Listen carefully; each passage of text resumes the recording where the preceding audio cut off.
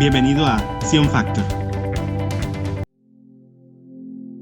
Que la gracia y la paz de nuestro Señor Jesucristo sea con todos y cada uno de ustedes.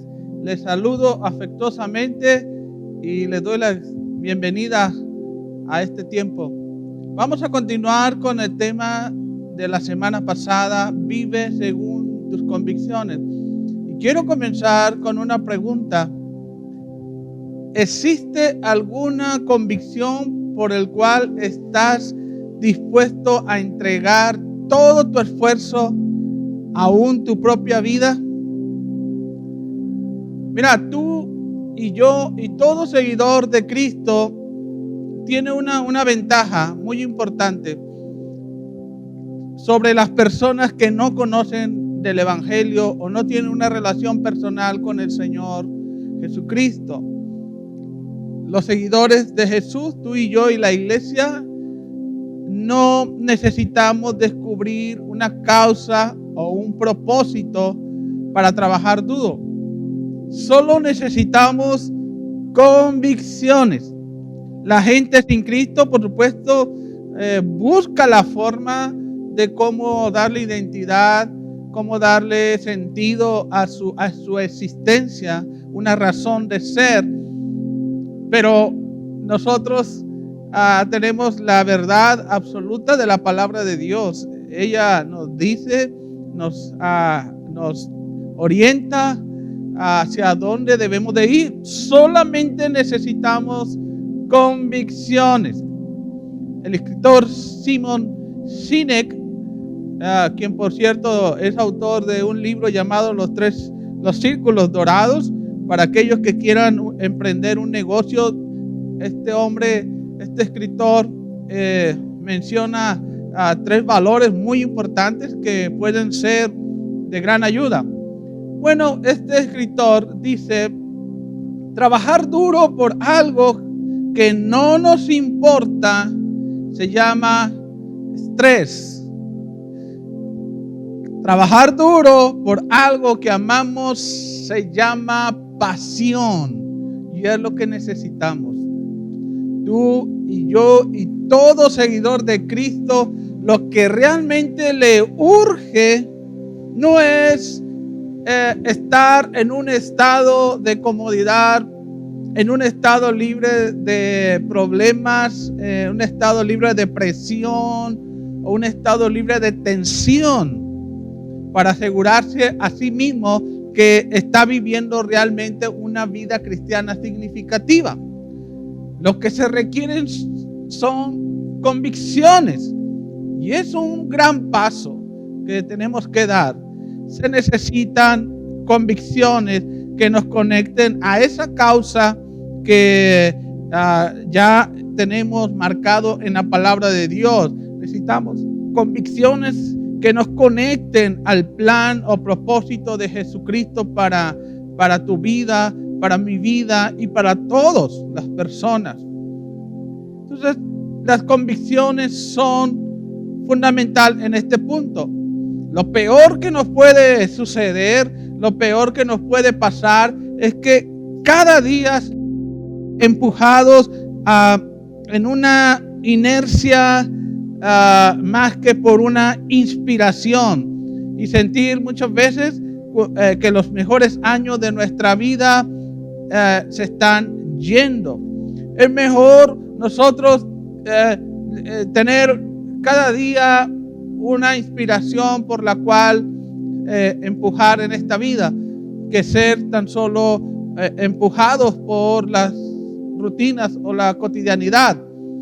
Por eso nos urgen las convicciones personales por Jesucristo. Sin ellas nosotros no nos conectaremos al plan, al propósito, al llamado de Dios para uno en lo personal, en lo individual, pero también para las personas que nos rodean. Y por qué no pensar para esta ciudad y para esta nación, que Dios así valora y así contempla las cosas.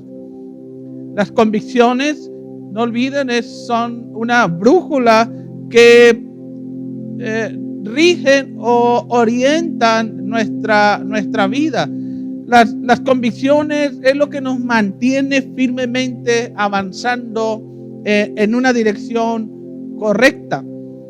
La semana pasada reflexionábamos sobre algunos detalles de la convicción, y algo que no debemos de olvidar es que la convicción es una actitud del yo. En otras palabras, las convicciones son las creencias firmes que definen quiénes somos, que definen nuestra identidad, definen todo nuestro estilo de vida.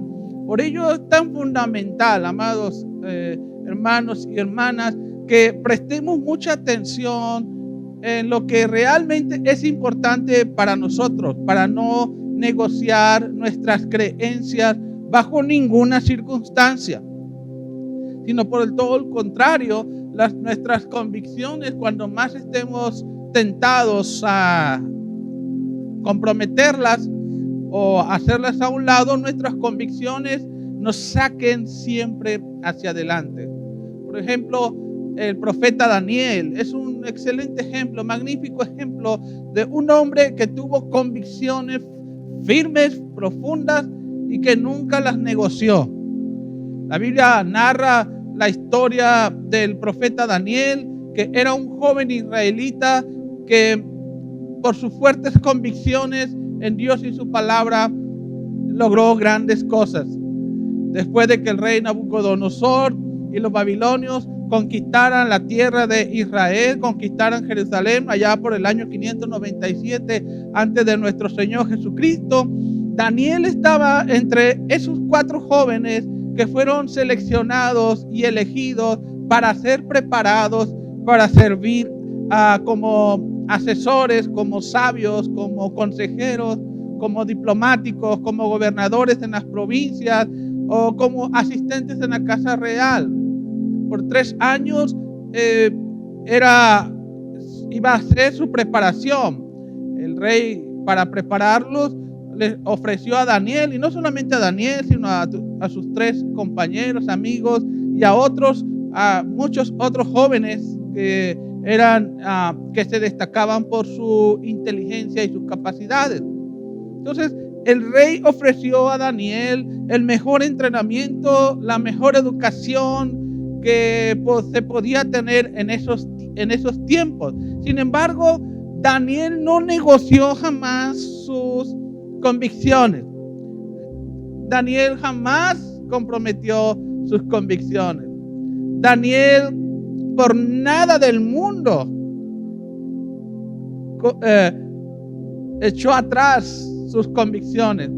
En el libro de Daniel, capítulo 1, versos 8 y 9, dice ahí la escritura que Daniel resolvió, o sea, Daniel determinó, debido a sus convicciones, por supuesto, resolvió, decidió no contaminarse con la comida o con el vino que el rey bebía. Por lo tanto, dice la escritura allí que Daniel le pidió al encargado al jefe de los eunucos, que le permitiera no contaminarse con la comida y con la bebida del rey. Que por favor él le permitiera llevar su propio régimen alimenticio, pero eso no era porque era vegano o nada más comía frutas y verduras y las carnes, no, ¿verdad? No era por eso, era por sus convicciones, era porque sabía que esa comida, esa bebida eran consagradas a los ídolos que el Señor aborrecía. Entonces él se mantuvo firme en esa convicción de no desagradar a Dios aún en esa situación de esclavitud. ¿Cuál fue la consecuencia para Daniel por no negociar sus convicciones? Es muy interesante esto. Vemos la historia de Daniel, que Dios le dio gracia y favor tanto con el jefe de los eunucos para él seguir sus convicciones, pero también leemos en la historia de Daniel que Daniel halló gracia y favor ante los ojos del mismo rey Nabucodonosor. Lo consideró una persona confiable, le brindó su amistad el propio rey. Era una persona muy cercana y el rey Nabucodonosor lo consideraba mucho a Daniel. ¿Pero por qué fue eso? Porque Daniel tenía gracia y favor. ¿Y de dónde vino la gracia y favor? De sus convicciones, que no se rompieron, no se fraccionaron, no se negociaron por nada del mundo. Daniel defendió a capa y espada lo que creía. ¿Y el resultado cuál fue? Favor y gracia de parte de Dios. Entonces, ser poseedores de convicciones es algo que Dios aprecia y valora muchísimo y en gran manera. Acompáñame al libro de Deuteronomio, capítulo 5, verso 29. Deuteronomio, capítulo 5, verso 29.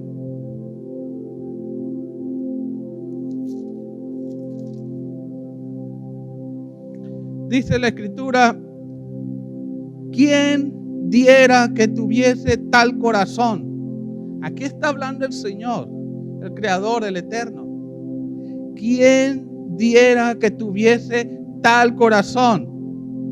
Que me temiesen y guardasen todos los días mis mandamientos, para que ellos y sus hijos les fuese bien para siempre. Miren, este pasaje es una perla escondida.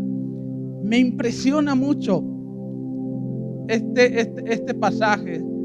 Me impresiona en gran manera este verso. Porque me imagino a Dios suspirar profundamente y pensar: ojalá mi pueblo se mantuviera en esa convicción, en esa determinación de obedecerme, reverenciarme, adorarme y respetarme. En los versos anteriores leemos que Dios dio su ley y ellos sintieron mucha reverencia cuando escuchaban la voz de Dios allá en el monte Sinaí. Ellos tuvieron una fuerte impresión y esa impresión decía: nunca le fallaremos al Señor. Y es interesante este verso 29, dice: ¿quién diera que mi pueblo siempre tuviese ese corazón? En otras palabras, diría: ¿quién diera para que mi pueblo tuviera esa convicción en todo momento? Por lo general, no consideramos que la mayoría de las obstrucciones y renuencias para que Dios nos bendiga viene de nosotros mismos. Aquí el Señor da una clara promesa. Quien diese que mi pueblo tuviera esa convicción. ¿Para qué? Dice: para que les vaya bien ellos y le vaya bien a su descendencia. Como leemos en esta escritura, amados, Dios desea que tuviera esa convicción de forma permanente para que pudiéramos ser bendecidos abundantemente. Y la verdad de todo este capítulo 5 del libro de Deuteronomio se destaca una idea: se obtiene un corazón para Dios al desarrollar convicciones. Repito, se obtiene un corazón para Dios al desarrollar convicciones. Y eso, mi amada iglesia, no tiene precio. En el mensaje de la semana pasada meditamos sobre dos cosas. Número uno, la importancia de tener convicciones en la vida cristiana, lo necesario que es. Y lo segundo, el factor único que causa y produce convicciones en nuestra vida, la palabra de Dios, la Biblia. Es el único medio para nosotros los creyentes al Evangelio, de donde vamos a sacar todas nuestras convicciones. Pero en el mensaje de hoy nos centraremos sobre algunos principios que deben de regir nuestra vida cristiana y nuestra vida diaria, convicciones por la cual deben de echar raíces profundas en nuestra vida, en nuestro corazón, para siempre caminar cerca del Señor Jesucristo. Y la primera es la convicción de mantener una oración diaria e ininterrumpida. Esa es la primera convicción que todo seguidor de Cristo ha de tener. Primero de Tesalonicenses, capítulo 5, verso 17, dice: nunca dejen de orar.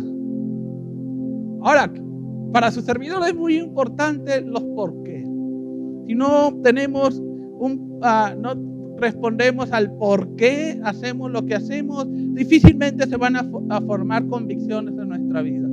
A veces hacemos cosas sin saber la razón o el por qué. Entonces es muy importante. ¿Por qué oramos? ¿Por qué oramos?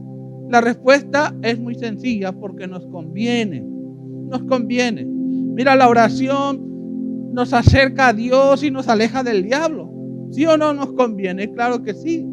La oración nos conecta al poder de Dios y al conectarnos al poder de Dios tenemos poder para poder. La oración nos comunica con Dios. La oración fortalece nuestro espíritu. La oración le permite a Dios trabajar y obrar en nuestra vida. La oración nos libera de la ansiedad. La oración trae paz. La oración nos da esperanza. Oiga, es por donde quiera que le busquemos, la oración tiene beneficios al por mayor. Oiga, existen 47, escuche bien, 47 beneficios de la oración científicamente probados. Y algunas virtudes de la vida de oración en esta revista científica decía que alivia el dolor, hay menos riesgo de muerte por ataque cardíaco, hay menos accidentes cardiovascular o a la disminución de ansiedad y depresión y más. Entonces, científicamente hubo alguien que quiso buscar los beneficios de la vida de oración continua y permanente y las encontró.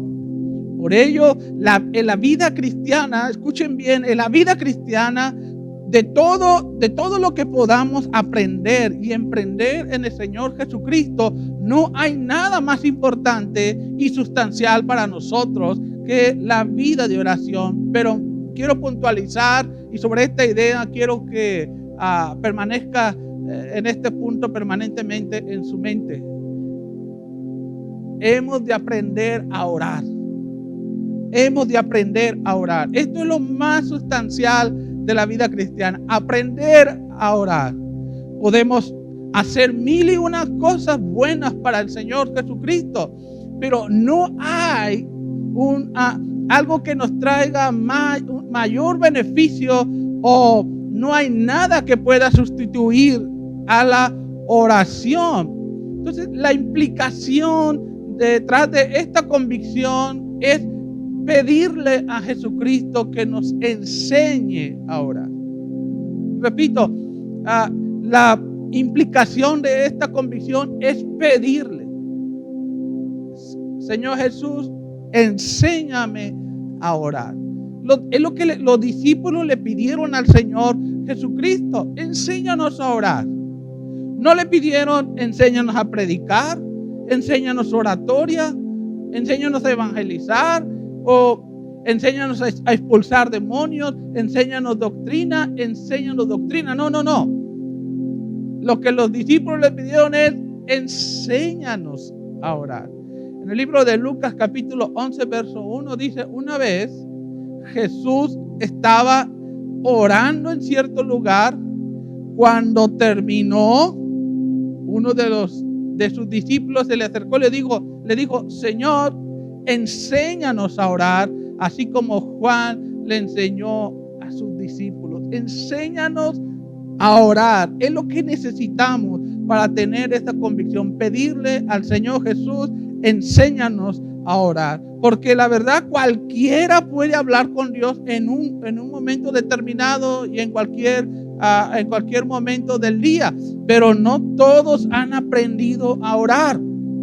Y la evidencia, déjame decirte que la evidencia de que aún no has aprendido a orar es por el hecho de que no se habla de forma personal con Dios y que no estás de todo convencido de que Él te escucha. Si tú no tienes una relación personal continua con el Señor y no tienes la certeza de que Él te escucha, no has aprendido a orar. Puedes hablar con Dios, puedes comunicarte con Él, pero no has aprendido a orar. Oiga, si tan solo oras cuando tienes problemas, no has aprendido a orar. Si tan solo oras cuando vas a tomar los alimentos, no has aprendido a orar. Si tan solo oras cuando asistes a la congregación o al grupo de amistad, no has aprendido a orar. ¿Sabes lo que significa? Eso significa que no tenemos una relación personal con el Señor. Tenemos una relación ocasional. Necesitamos aprender a orar. ¿Sabes? Orar no es simplemente abrir la boca y pronunciar algunas palabras para ver si pasa algo.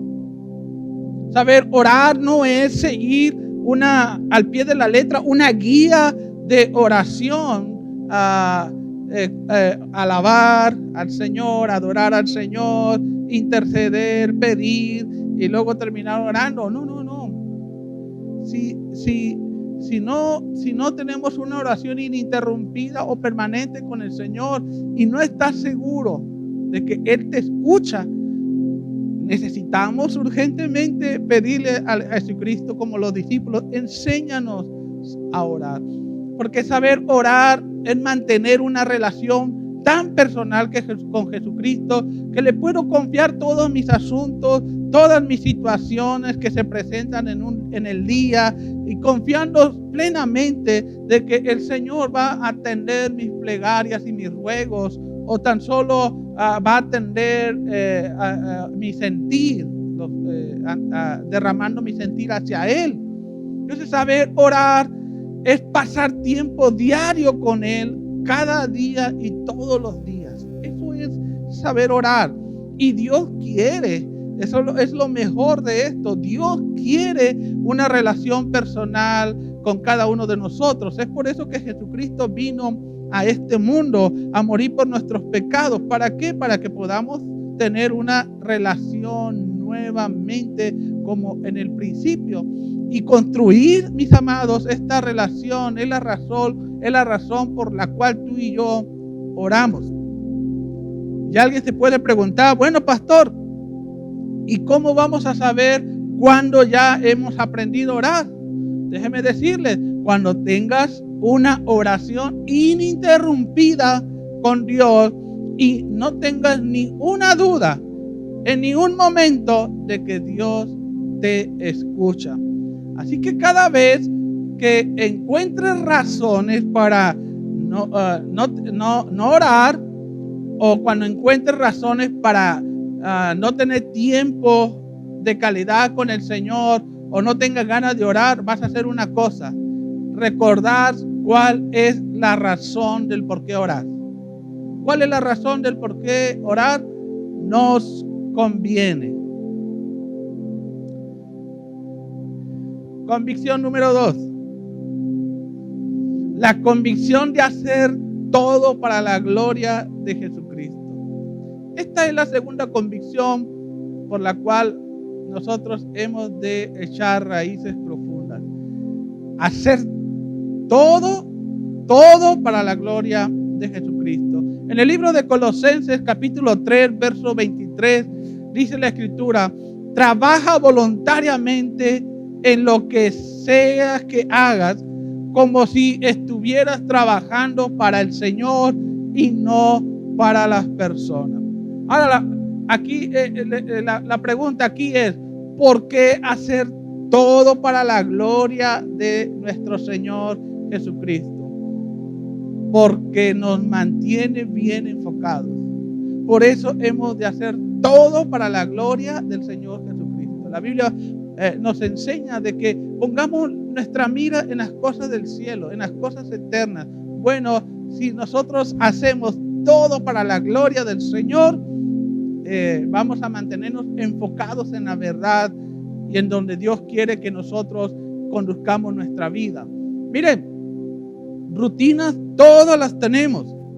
Todos tenemos actividades cotidianas. Nos levantamos en algún momento en la mañana, desayunamos, nos preparamos para el día de alguna forma, atendemos algún trabajo, ya sea en la casa, en la oficina, en un negocio, en el taller, en el auto o en alguna profesión. Luego comemos, hablamos con las personas, regresamos a casa, cenamos y a la cama. Creo que a grandes rasgos esa es la vida de la mayoría de las personas. Ahora, si somos sinceros, realmente todas estas actividades no tienen ningún tipo de propósito profundo. Es más, ni siquiera le vemos algo espiritual. Despertarse en la mañana, desayunar, bañarse, asearse, cepillarse los dientes, vestirse, ir al trabajo, caminar, hablar con las personas, comer, regresar al hogar, cenar y dormir. No le vemos nada de espiritual en todas esas actividades. No hay nada profundo, no, aparentemente puede ser nada relevante. Solo suceden una y otra vez en nuestra vida. Pero quiero que consideres algo importante, de que el hecho de que todo lo que hacemos, grande o pequeño, puede tener un propósito de vida. Aún todas estas actividades cotidianas y rutinarias que día a día llevamos a cabo. Y la verdad es que nos lleva la mayor parte del día, nos ocupa la mayor parte del día. Pero en esta mañana quiero que consideres que aún esas actividades tan cotidianas, tan rutinarias del día al día, pueden tener un sentido o un propósito divino. Aún aquellas rutinas del día a día o aún aquellas actividades que nos parecen intrascendentes. Precisamente el error ha sido pensar que el propósito de Dios o el plan de Dios tiene que ver solamente con aquellos elementos que involucren directamente al ministerio, a la iglesia o el servicio a Dios, o tenga que ver con algunas disciplinas espirituales. Pero lo cierto aquí es que si permitimos a Dios, Él trabajará aún en nuestras rutinas cotidianas o aún en nuestras actividades ordinarias para transformarnos y utilizar nuestras rutinas también para impactar a las personas que nos rodean. Así que no esperes, escucha bien, no esperes descubrir o toparte con algo que no sabes ni qué para comenzar a cumplir el propósito de Dios. Algunos esperan tener una visión, que el cielo se abra y que un ángel descienda, tener una voz audible de lo que tienes que hacer para el resto de tu vida, ¿verdad? O tener una experiencia sobrenatural. Muchos están esperando que suceda eso para encontrar o para estar en el propósito o en un propósito divino. Y así pueden pasar muchos años y nada de eso acontece. ¿Creen que Dios tiene algo extraordinario solamente cuando aquellos que han tenido una experiencia sobrenatural? Pero déjame decirte, Dios tiene algo extraordinario aún para las cosas ordinarias del día a día o de lo cotidiano o de lo rutinario. Aún de esas cosas que te mencioné, de levantarte, de dormir, comer, ir al trabajo, caminar hacia el trabajo o hacer todas las actividades rutinarias del día a día. La implicación en esta convicción precisamente es eso. Haré todo para la honra y la gloria de Jesucristo, para encontrar un propósito divino para esa actividad. Primera de Corintios capítulo 10, verso 31. Así que sea que coman o beban o cualquier otra cosa que hagan, dice, háganlo todo para la gloria de Dios. Escucha bien, si logras darle a cada actividad un cauce divino, no solo cambiará tu perspectiva, sino que abordarás todas tus actividades diarias con mayor entusiasmo, con mayor pasión y con mayor ganas. Y no solo eso, al darle ese cauce divino a tus actividades diarias, se abre una gran posibilidad para que Dios pueda hacer algo en la vida de aquellos que todavía no le conocen o todavía no le reciben en su vida y en su corazón. Y eso es algo vital para el reino. Tan solo considera que si tú haces toda actividad para la gloria del Señor Jesucristo en tu trabajo, la escuela, la universidad, la oficina, el taller, el negocio, lo que hagas, tus actividades diarias, lo haces para la gloria del Señor Jesucristo. Tan solo imagina cuántas almas no pudieran ser alcanzadas para el Señor. Cada situación, cada momento en nuestra vida, escucha bien, hay un propósito divino. Todo depende de ti y de mí si le damos esa concesión. Todo lo que hagas, busca conectarlo con la palabra del Señor. Pastor, aún al levantarme, dormir, comer, ir a mi trabajo, en el taller, en el auto, todo puede darle una concesión divina. Déjame darte un ejemplo. Podemos conectar todos los aspectos de nuestra vida con la palabra, pero quiero darte algunas ilustraciones. Una de ellas, cada vez que te levantas en la mañana, eso puede tener un propósito divino. Pastor, creo que pues no, como que no cuadra. Pues sí, levantarte cada mañana puede tener un propósito divino. Todo es que tú le des esa concesión y tú lo conectes a la palabra del Señor. Bueno, dice la Escritura en Isaías capítulo 50, verso 1. El Señor soberano me ha dado sus palabras de sabiduría para que yo sepa consolar a los fatigados. Mañana tras mañana me despierta y me abre el entendimiento a su voluntad. ¿Qué tal? ¿Se le puede dar un sentido divino o un propósito divino? Algo tan rutinario, el levantarte por la mañana. Sí, levántate para ser un discípulo que recibe enseñanza e instrucción de parte del Señor. Claro que sí. Cada actividad que realizas en tu hogar, barrer, cocinar, hacer la limpieza en el hogar, tender las camas, limpiar el baño. Bueno, eso también puede tener un propósito divino. Todo se necesita que tú le des esa concesión divina. Conecta tus actividades diarias en el hogar con la palabra de Dios. Bueno, dice Proverbios 31:5. tendría que leer todo este capítulo para entender este contexto, pero quiero nada más resaltar el verso 15.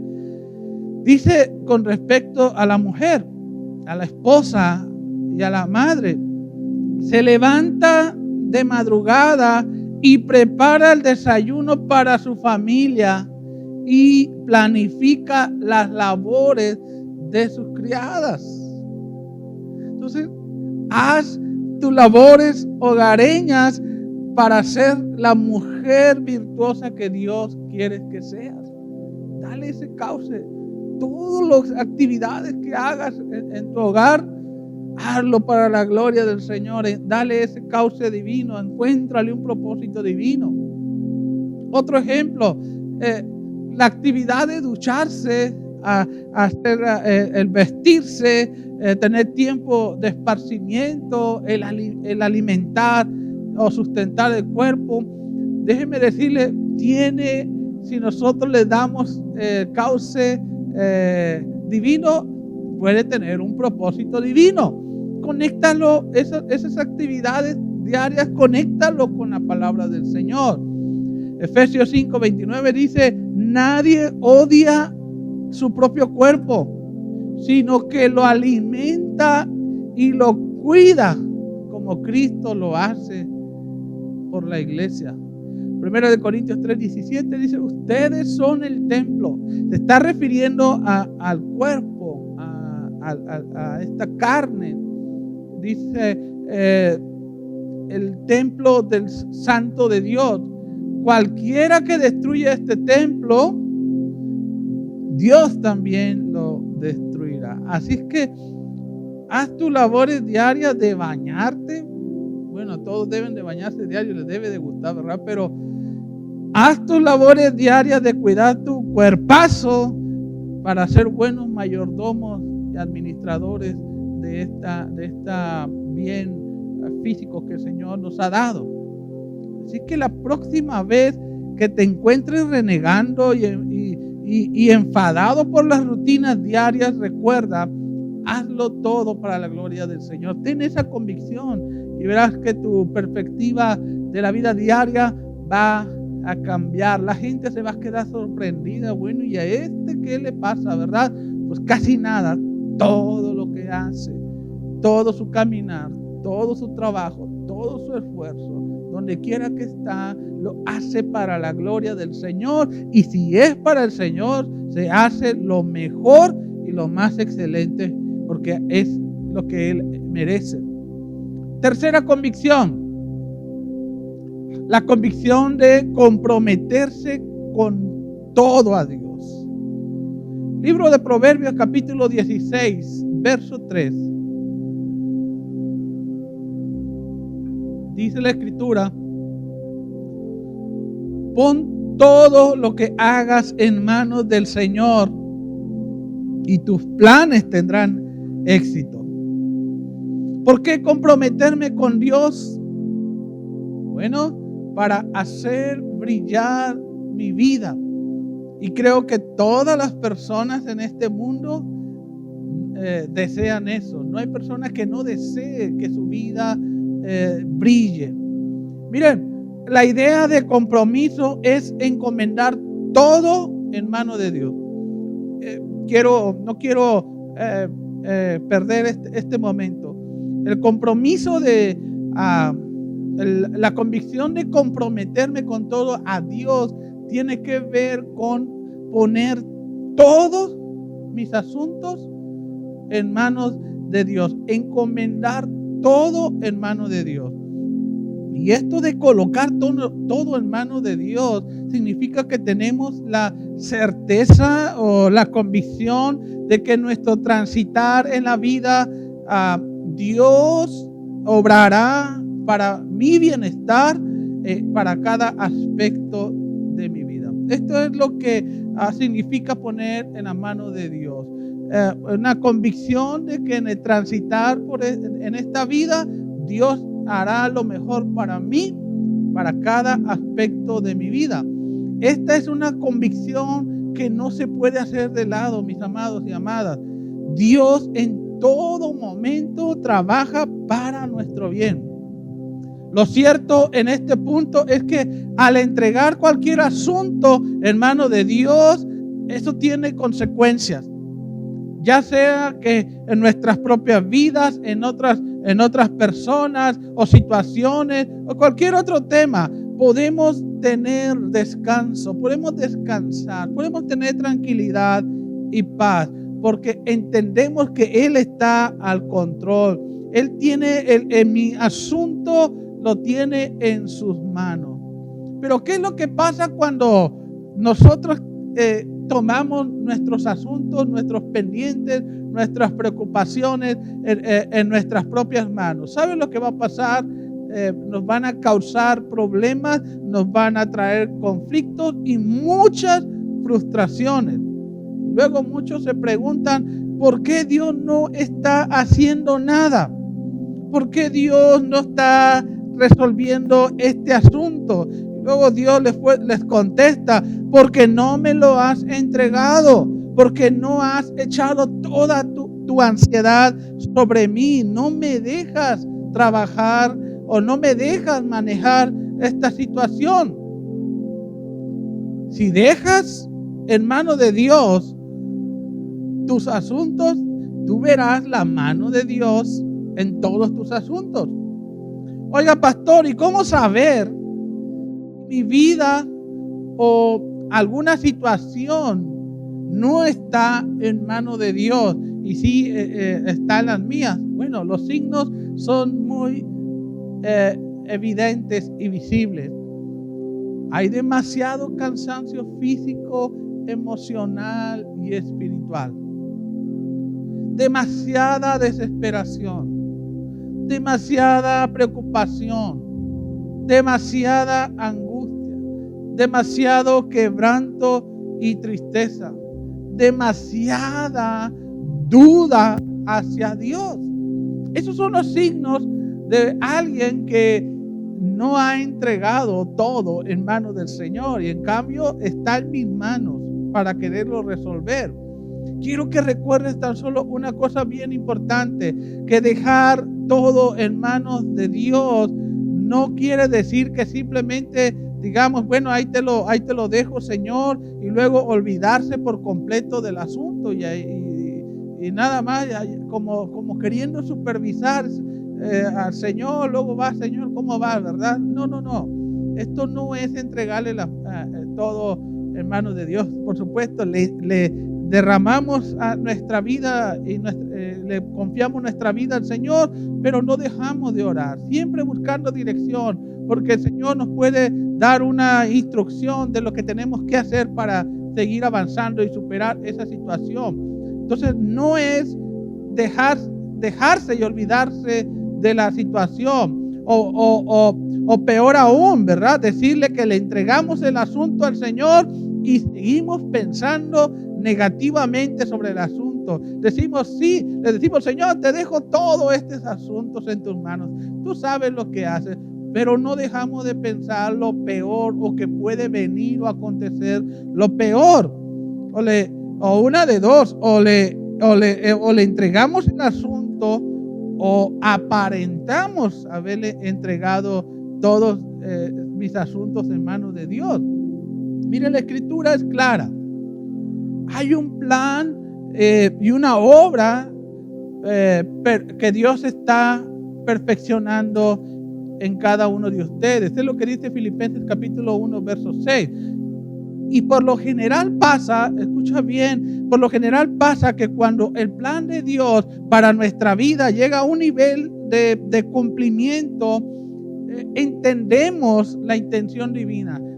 Miramos hacia atrás y vemos por qué hemos tenido que pasar por ciertas cosas.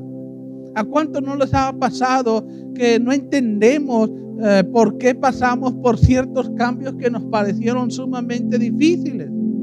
Y solo años después que ya has superado o has avanzado en los planes de Dios, miras hacia atrás y dices, ya sé por qué tuve que pasar por esto, ya sé por qué el Señor me movió de ciudad, ya sé por qué el Señor me movió de país. Ya sé por qué me pasó lo que me pasó. Pero cuando llegamos a descubrir eso, cuando hemos avanzado en el plan de Dios de forma firme y consistente y confiando siempre en Él. Eso fue lo que pasó a José el soñador.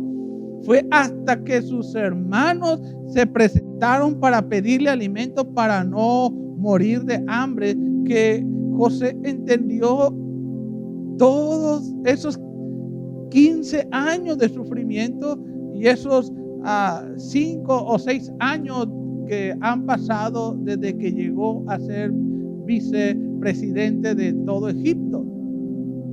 Fue hasta que se presentaron sus hermanos que él dijo: ahora entiendo todo lo que tuve que pasar. Génesis capítulo 50, verso 20 dice: ustedes se propusieron hacerme mal, pero Dios, y esto es lo importante en esta convicción, pero Dios dispuso todo para bien. Él me puso a cargo para que yo pudiera salvar la vida de muchas personas. Entonces, mis amados, la forma, y en esto debe de tener entendimiento, la forma como Dios opera y trabaja es muy clara en la Biblia.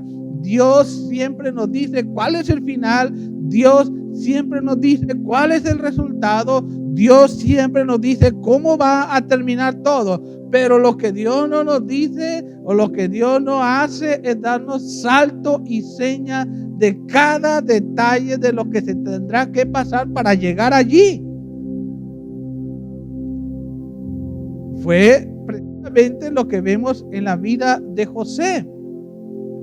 Y precisamente la implicación de esta convicción de comprometerme con el Señor cada día más es afirmarme sobre la idea de que Dios está resolviendo mi problema, está tratando mi asunto a su manera, como Él quiere. Y entender que al final del día todo va a salir bien. Esta es la implicación de esta convicción. No entiendo lo que pasa, no entiendo el porqué de estas situaciones, pero cuando uno tiene esa convicción firme, profunda, arraigada en el corazón, de que me voy a comprometer más con el Señor, yo descanso que el Señor va a hacer como Él quiere en este asunto.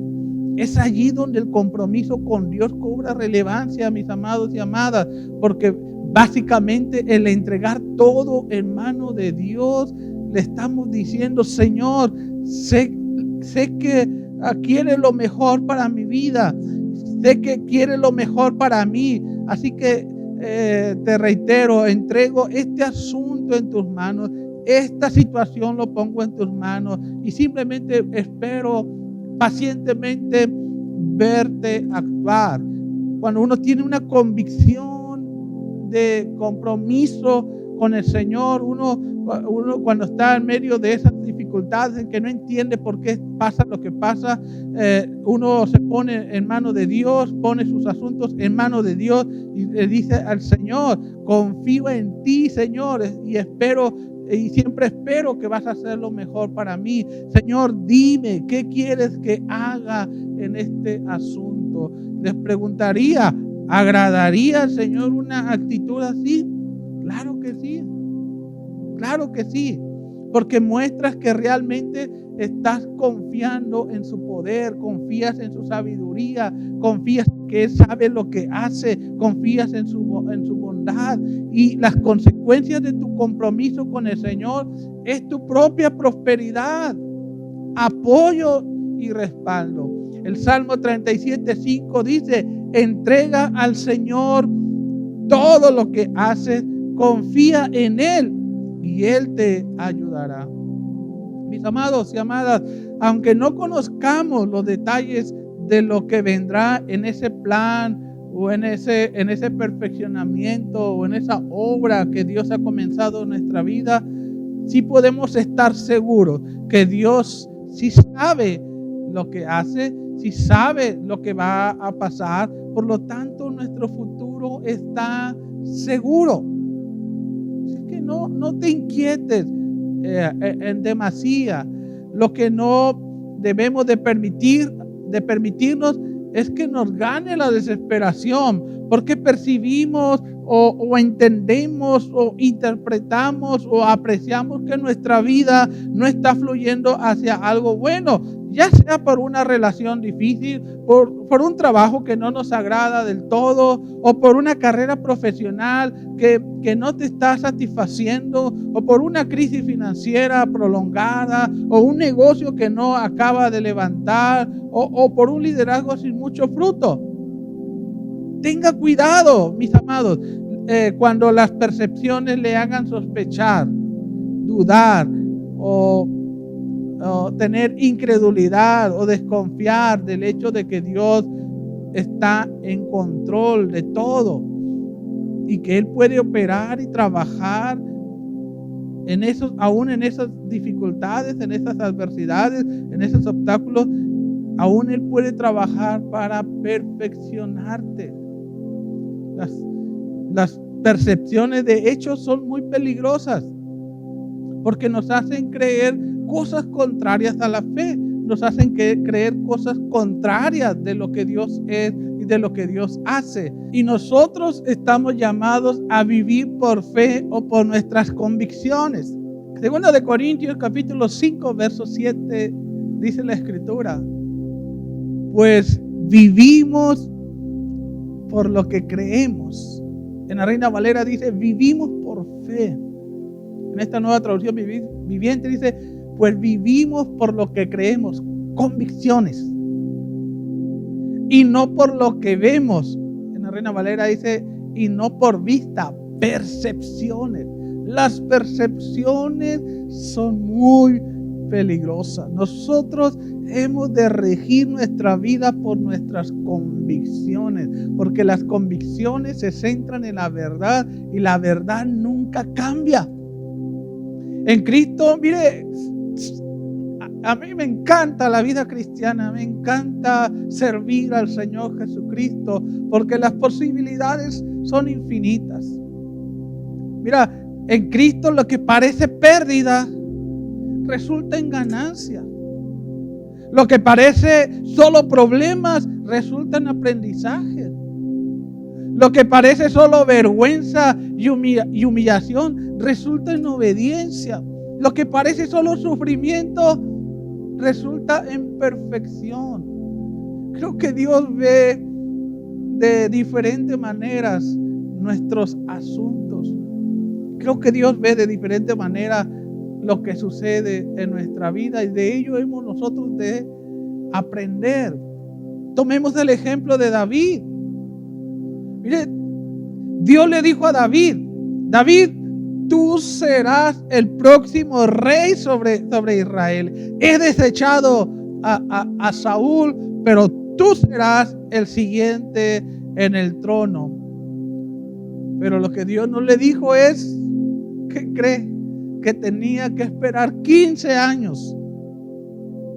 Dios no le dijo.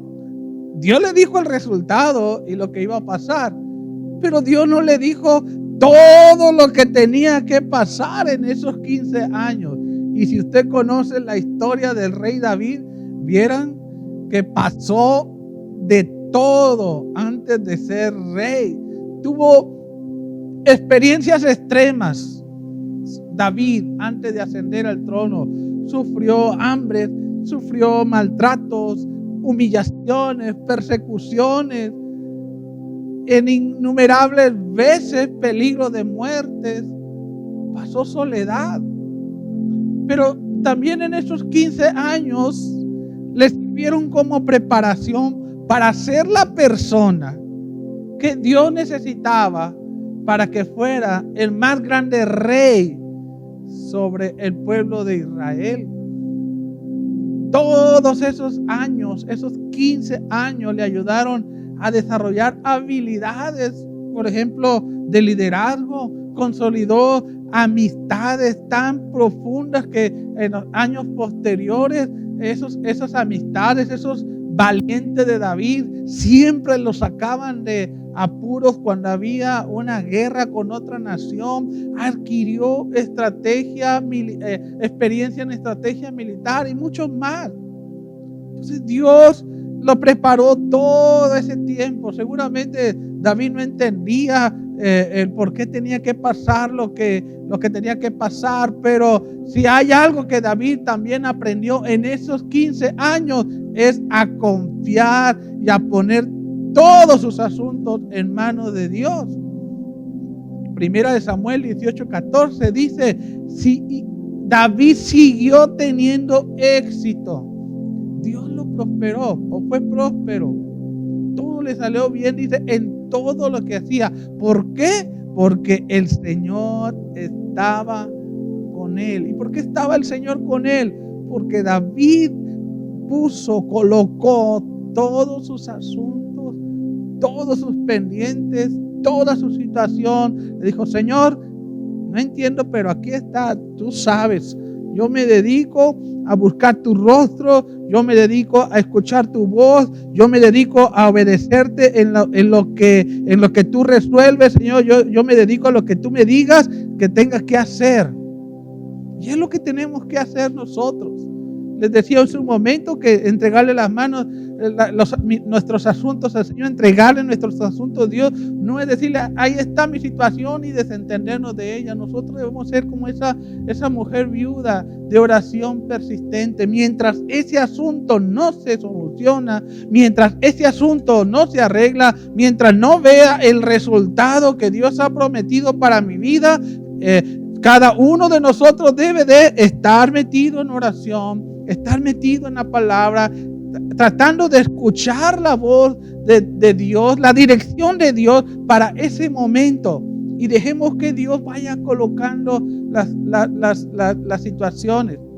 Mire, Dios no es un Dios arbitrario, y eso es lo que tenemos que entender. No es un Dios arbitrario, ni autoritario, ni tirano.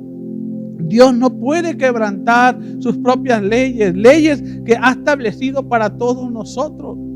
Bien puede el Señor hacer un borrón y cuenta nueva, un milagro extraordinario para solucionar nuestras situaciones, pero Dios no es un ente o un ser arbitrario sobre su propia creación. Dios no va a desacomodar una cosa y no importa que entre en caos todo lo demás. No, Dios opera de tal manera que todo se mantenga en armonía. Pero Dios va a abrir puertas, va a cerrar otras, pero Dios está obrando. Y aunque se tarde tiempo, nuestro trabajo es seguir creyendo que Él tiene el control de todo este asunto. No te descuides en eso. No dejes de orar, no dejes de preguntar, no dejes de pedir dirección, no dejes de preguntarle, Señor, ¿qué quieres que haga en este tiempo? Todos estos años, esos 15 años de David en la universidad de Dios, me gusta esto, ¿verdad? David estuvo 15 años en la universidad de Dios. Mire, a él le valió el título honorífico de ser un hombre conforme al corazón de Dios. Y su reinado es un reinado extraordinario, porque Dios siempre estuvo con él. Imagínense si en ese tiempo de gran dificultad para David aprendió a confiar y a poner todos sus asuntos en las manos de Dios. ¿Qué es lo que vemos en el libro de los Salmos cuando ya era rey? ¿Qué es lo que vemos en la historia en los reyes y en el libro de Samuel? Un hombre que confiaba plenamente, ciegamente en el Señor, entregaba todos sus asuntos al Señor. Así que considera que una vez que tú pones tus asuntos y tu vida y cada aspecto de ella en manos del Señor, comprende esto, entiende esto, nadie lo puede arrebatar de las manos de Dios. Nadie puede arrebatarte. Veas lo que veas, sientas lo que sientas, dile a Jesucristo, en tus manos encomiendo mi vida. Es lo que le dijo Jesús, ¿verdad? Ahí en el Calvario, poco tiempo antes de morir. y siempre lo conectamos cuando ya una persona está muriendo, pero no, este es un salmo que David declaraba constantemente al Señor: en tus manos encomiendo mi espíritu, en tus manos encomiendo mi vida. Así es que cada vez que haya una situación que no es de tu agrado, es incómoda, tú simplemente dobla rodillas y dile al Señor: en tus manos encomiendo a mi familia, en tus manos encomiendo a mis hijos, en tus manos encomiendo mi salud, en tus manos encomiendo mis finanzas, en tus manos encomiendo a mi liderazgo, en tus manos encomiendo a mi negocio, en tus manos encomiendo mi carrera profesional, en tus manos encomiendo mi trabajo, en tus manos encomiendo todo, Señor. Es lo que tenemos que hacer en todo momento. Oiga, ¿habrá algo más seguro que las manos del Señor? No, las manos del Señor son protectoras y benefactoras. Isaías capítulo 62, verso 3. Dice: el Señor te sostendrá. En otro pasaje dice: el Señor te sostendrá con tu mano derecha. Dice: el Señor te sostendrá en su mano, para que todos vean, como una corona espléndida en las manos del Señor. Qué precioso pasaje. Es más, lo voy a volver a leer. El Señor te sostendrá en su mano, para que todos vean como una corona espléndida en las manos del Señor. Eres una corona. Escucha bien, iglesia. A medida que te comprometas más con el Señor y que ese compromiso sea una convicción, más te darás cuenta de que los asuntos en manos del Señor van a ser mejor manejados que si nosotros los manejamos. Estaremos mejor en todos los aspectos de nuestra vida. Así es que la próxima ocasión que percibas que tu vida está atada, está enredada o hecho un lío, no te desesperes y comprométete más con el Señor. Entrégate más al Señor y declara: todo lo dejo en manos de Dios. Mire, la mejor manera para asegurar que nuestros sueños, todos nuestros anhelos, todos nuestros proyectos se realizan es teniendo esta firme convicción de estar bien comprometidos en Dios y su palabra. Pon en manos de Dios para el éxito de todos tus proyectos. Quiero orar por ti, y si esta palabra ha tocado alguna área de tu vida, comprométete con el Señor en tener estas convicciones, decirle, hacer un voto con el Dios y decirle: Señor, estas convicciones las voy a abrazar y las voy a poner en práctica todos los días de mi vida. En el nombre del Señor Jesús. Oremos. Padre bueno, gracias te damos en esta hora por lo que has hecho en nuestra vida. Sabemos, Señor, que hay mucho trabajo. Solamente te pedimos, Señor, que nos fortalezca nuestro espíritu para seguir adelante. Y en esta hora queremos, Señor, hacer un compromiso contigo. Seguir estas convicciones de orar ininterrumpidamente, Señor, en cada día, todos los días, hacer todo para tu gloria y para tu honra, y comprometerme aún más, Señor, en ti y en tu palabra. Esta es la determinación que el día de hoy hacemos por ti, Señor, y queremos vivir de acuerdo a estas convicciones. en el nombre de Cristo Jesús. Amén. Que la gracia y la paz de nuestro Señor Jesucristo sea con todos ustedes. Ánimo, el Señor con nosotros.